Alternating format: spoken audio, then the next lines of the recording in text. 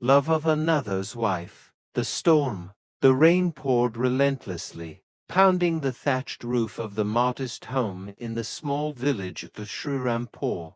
Inside, Balan sat hunched in the dim light, sharpening his sickle in preparation for the next day's work in the paddy fields. His wife Meena busied herself with household chores, her hands moving deftly through the tasks, though her mind was clearly somewhere else. It had been over a year since their marriage, a union arranged by their families in the traditional way.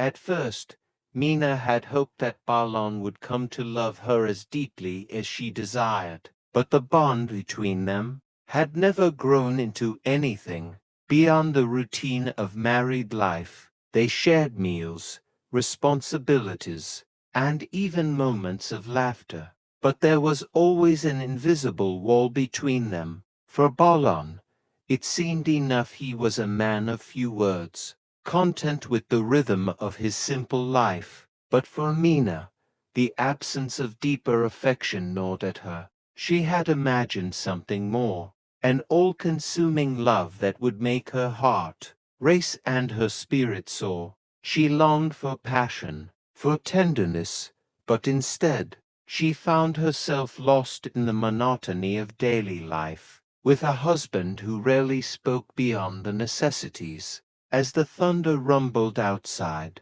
Meena looked out the window, her mind drifting to thoughts of what could have been.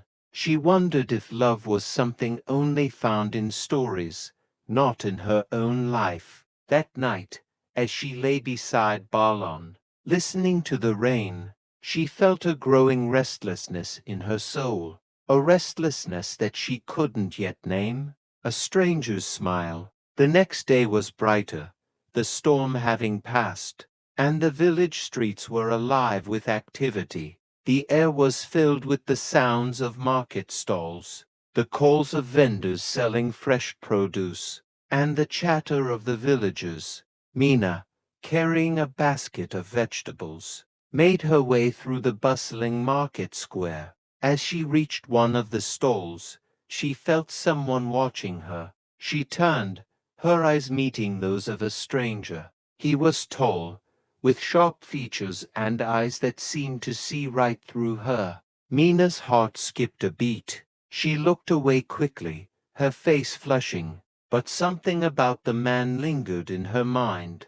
She didn't know who he was, but there was something in the way he looked at her, something that unsettled her, yet excited her at the same time. She tried to focus on her task, but her thoughts kept drifting back to the stranger's intense gaze. Over the following weeks, she saw him again and again in the village, always watching her from a distance.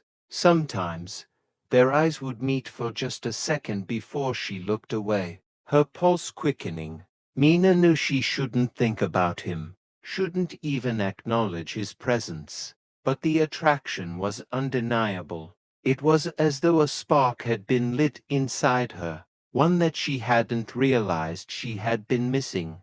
One afternoon, as she was walking back from the market, the stranger appeared before her on the narrow path leading to her home. He smiled at her, a warm, disarming smile. "Hello," he said softly. Meena hesitated, her heart racing, before managing to return his greeting. She didn't know what to do or say. She was a married woman, after all, and this man was a stranger. But something in his voice, in his presence, made her feel alive in a way she hadn't felt in a long time. "I've seen you around," he continued.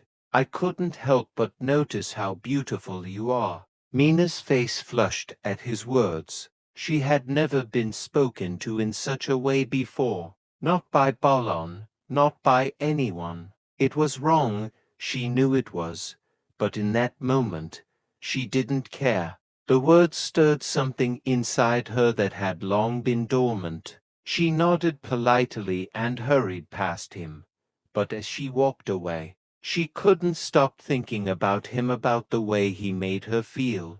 The unseen bond, Days turned into weeks, and despite her efforts to push him from her mind, Mina found herself drawn to the stranger again and again. His name was Raghav, a traveler who had come to the village to help with a construction project.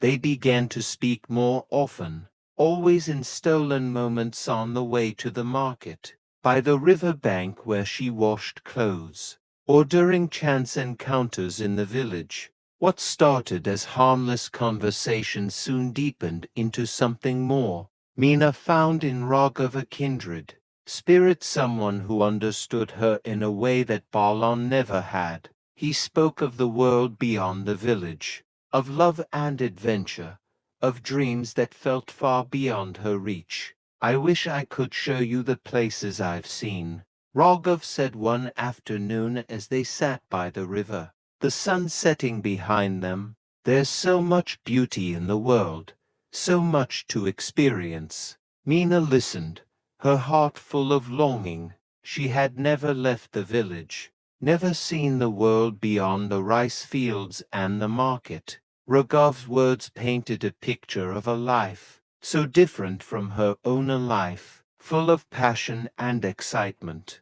In his presence, she felt free, free from the confines of her life as Balan's wife, free from the expectations of the village. With Raghav, she felt like she could be anyone, do anything, and slowly, she began to realize that what she felt for him was not just a fleeting attraction. It was love, deep, consuming, forbidden love. But even as her feelings for Raghav grew, so too did the guilt. She was married, bound by sacred vows to Balan, a good man who had never wronged her. He didn't deserve this betrayal, but the more she tried to suppress her feelings, the stronger they became.